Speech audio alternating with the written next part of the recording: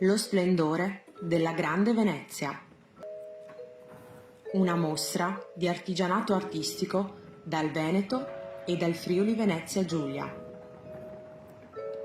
Allestita nel corso del 2017 ad Udine, Bassano e Trieste, la mostra voleva raccontare la nascita e lo sviluppo dei distretti produttivi nell'entroterra veneziano.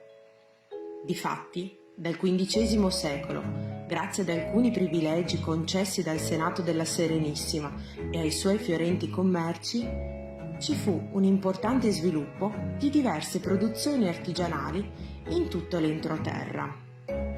Oggi i nostri laboratori artigiani sono eredi di questo prestigioso saper fare. Le abilità sono tramandate nei secoli e rinnovate grazie all'innovazione tecnologica e stilistica. In mostra 60 artigiani provenienti dal Veneto e dal Friuli Venezia Giulia.